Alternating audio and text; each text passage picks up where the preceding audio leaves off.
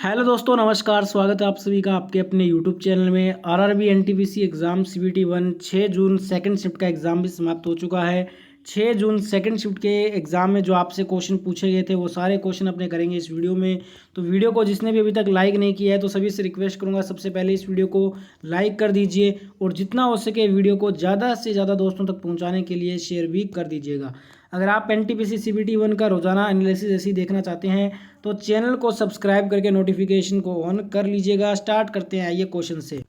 देखिए क्वेश्चन आपके स्क्रीन पे आ गए हैं। फर्स्ट क्वेश्चन आपसे पूछा गया था ये कि वित्त मंत्रालय ने किसानों के फसल के लिए कौन सी योजना चलाई थी। तो यहाँ पे फाइनेंस मिनिस्ट्री के द्वारा जो किसानों के लिए फसल के लिए जो योजना चलाई गई थी उसका नाम है प्रधानमंत्री फसल बीमा योजना। ठीक है, इसकी इंस्टॉलमेंट आती है क्वार्टरली। तो यहाँ पे प्रधानमंत्री फसल बीमा योजना जो है ना वो वित्त मंत्रालय ने किसानों के फसल के लिए एक योजना चलाई थी। अगला यहाँ पे क्वेश्चन पूछा गया आपसे, दर्पण का फॉर्मूला पूछा गया कि दर्पण का जो फॉर्मूला होता है वो क्या होता है। तो ये इसका फॉर्मूला हो जाएगा 1/u + 1/v इक्वल टू यहाँ पे क्या हो जाएगा 1/f। ठीक है, तो ये इसका दर्पण का फॉर्मूला होता है। नेक्स्ट यहाँ पे क्वेश्चन ये था कि जिंजी का जो किला है ना वो कहाँ पे है। तो देखिए जिंजी का किला की बात करें तो ये विल्लुपुरम तमिलनाडु में स्थित है। जिंजी का किला विल्लुपुरम तमिलनाडु। तो यहाँ पे विल्लुपुरम ऑप्शन में होगा या फिर तमिलनाडु ऑप्शन में होगा। नेक्स्ट क्वेश्चन आया था कि आर्टिकल से क्वेश्चन था कि भारतीय संविधान का कौन सा अनुच्छेद न्याय पर आधारित सामाजिक व्यवस्था प्रदान हमें करता है। तो देखिए भारतीय संविधान का जो आर्टिकल 38 है ना, अनुच्छेद 38, ये हमें न्याय पर आधारित सामाजिक व्यवस्था को प्रदान करता है। तो अनुच्छेद 38 आपका यहाँ पे राइट आंसर हो जाएगा।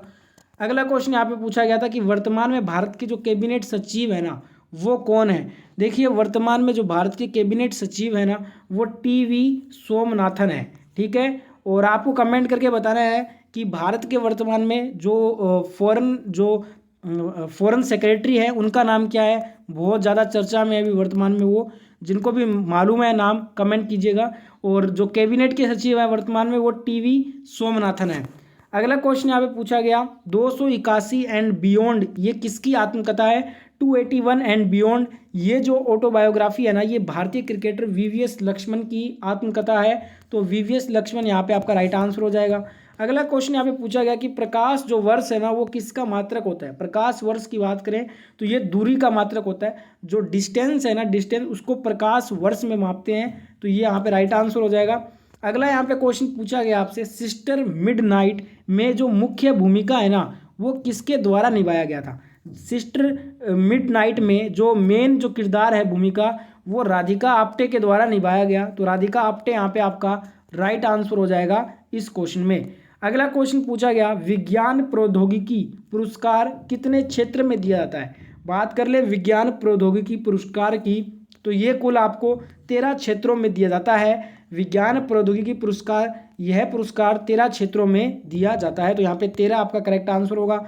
जिनका भी आने वाले शिफ्टों में एग्जाम है, जो वीडियो है ना उसको लास्ट क्वेश्चन तक पूरा आप जरूर फॉलो किया कीजिए, क्योंकि जो क्वेश्चन यहाँ पे आपको करवाते हैं वही क्वेश्चन आपकी शिफ्ट में भी आ सकता है। क्योंकि जो लेवल है ना क्वेश्चन का वो सेम ही रहेगा, अकॉर्डिंग टू शिफ्ट जो है वो लेवल जो है वो सेम जाता जाएगा और क्वेश्चन जो है वो रिपीट होंगे आपके शिफ्ट में। तो इसलिए वीडियो को लास्ट क्वेश्चन तक पूरा देखा कीजिए, इससे आपको बहुत ज़्यादा फायदा होगा आपके शिफ्ट में। एक क्वेश्चन आया था कि यहाँ पे आकाश में जो तारे हैं ना वो क्यों टिमटिमाते हैं। देखिए आकाश में तारे जो है वो प्रकाश का जो अपवर्तन होता है ना, प्रकाश के अपवर्तन के कारण तारे जो हैं वो आसमान में टिमटिमाने का काम करते हैं। तो अपवर्तन यहाँ पे आपका राइट आंसर हो जाएगा। एक क्वेश्चन आया था यहाँ पे बोरेक्स का रासायनिक सूत्र क्या होता है। बोरेक्स जो है इसका आपसे केमिकल फॉर्मूला पूछा है। तो बोरेक्स का जो केमिकल फॉर्मूला होता है वो Na2B4O5 का होल OH48H2O, ये जो है ना बोरेक्स का केमिकल फॉर्मूला है। तो ये आपका ऑप्शन राइट आंसर हो जाएगा। एक क्वेश्चन यहाँ पे पूछा गया था खेलो इंडिया यूथ गेम्स में 1500 का रिकॉर्ड किसने तोड़ा। देखिए खेलो इंडिया यूथ गेम्स की बात कर लें तो 1500 का जो रिकॉर्ड तोड़ा है ना ये राहुल सिंह सरनालिया ने तोड़ा है और ये उत्तराखंड से हैं। तो राहुल सिंह सरनालिया आपका राइट आंसर हो जाएगा। और गर्ल्स में अगर बात करें लड़कियों में जो ये रिकॉर्ड है ना ये दुर्गा सिंह ने बनाया है, बिहार की हैं ये। ठीक है, एक क्वेश्चन यहाँ पे ये पूछा गया था कि भारत के वाटरमैन भारत के वाटरमैन के रूप में किससे जाना जाता है? तो देखिए वाटरमैन जो है ना, भारत का वाटरमैन राजेंद्र सिंह को कहा जाता है। तो राजेंद्र सिंह आपका यहाँ पे करेक्ट आंसर हो जाएगा।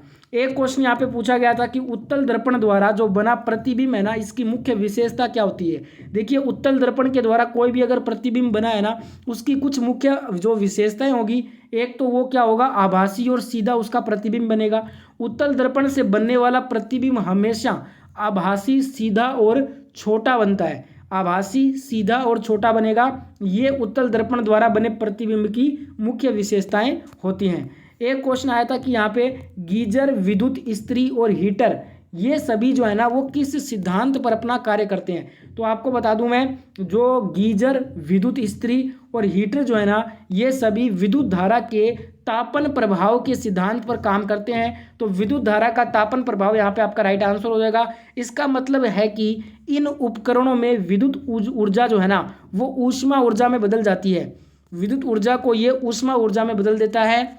अगला यहाँ पे क्वेश्चन आपसे पूछा गया था, दो आवेशित कणों के बीच जो दूरी है ना, वो आधी करने पर उनके बीच जो बल है ना, बल पर इसका क्या प्रभाव पड़ेगा? तो आपने देखा होगा F बराबर होता है m/a। तो इसके हिसाब से क्या हो जाएगा, बल जो है ना वो 4 गुनी हो जाएगी। क्या हो जाएगी? बल 4 गुनी हो जाएगी। तो ये आपका राइट आंसर होगा। अगला यहाँ पे क्वेश्चन पूछा गया, गैसोहाल किसका मिश्रण होता है? जो गैसोहाल होता है ना, गैसोहाल गैसोलीन और एथेनॉल का मिश्रण होता है। तो गैसोलीन और एथेनॉल आपका यहाँ पे राइट आंसर होगा इस क्वेश्चन में। अगला क्वेश्चन पूछा गया था, क्यूरी जो है वो किसकी यूनिट है? क्यूरी की बात कर लें तो ये आपकी रेडियोधर्मिता की इकाई होती है। तो रेडियोधर्मिता आपका करेक्ट आंसर हो जाता है इस क्वेश्चन का। एक क्वेश्चन यहाँ पे पूछा गया, बिहू नृत्य, बिहू नृत्य भारत के किस राज्य से संबंधित है? देखिए जो बिहू नृत्य है ना, ये असम का है। तो असम यहाँ पे आपका राइट आंसर होगा। एक आया था, सशस्त्र सीमा बल के महानिदेशक वर्तमान में कौन है? सशस्त्र सीमा बल के महानिदेशक की बात कर ले तो ये अमृत मोहन प्रसाद जो है ना, ये सशस्त्र बल सीमा बल के महानिदेशक हैं। आप सभी को बताना है वर्तमान में CDS, ये भी बहुत चर्चा में है अभी। जिनको मालूम है एक बार कमेंट कीजिएगा।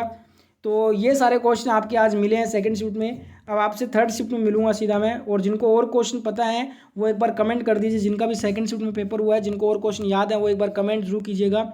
और अगर आज के पेपर की लेवल की बात करें ना, तो कल जो तीनों शिफ्टों में आपके एग्जाम हुए थे ना, उनमें जीके में जो सबसे ज़्यादा जो टॉपिक पूछा जा रहा है, अनुच्छेद आर्टिकल से सबसे ज़्यादा क्वेश्चन आ रहे हैं। जो आपकी पॉलिटी है ना, उसमें आर्टिकल संविधान से बहुत ज़्यादा क्वेश्चन अभी तक पूछे गए हैं।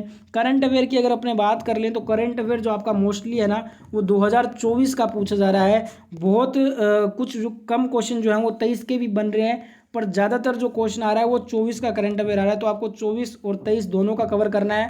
और बात कर लें यहाँ पे जीके के अंदर साइंस के जो टॉपिक मैंने आपको दिखा दिए हैं, साइंस के भी टॉपिक से क्वेश्चन काफ़ी ज़्यादा बन रहे हैं यहाँ पे। और रीजनिंग मैथ और जो आपका वो मैंने आपको कल बताया था कि रीजनिंग मैथ में आपको कौन कौन से टॉपिक कवर करने हैं जिनसे क्वेश्चन पूछे जा रहे हैं। वीडियो यहाँ पे मैं अब एंड कर रहा हूँ। वीडियो को लाइक शेयर सब्सक्राइब कर दीजिएगा। अब नेक्स्ट शिफ्ट में मिलते हैं।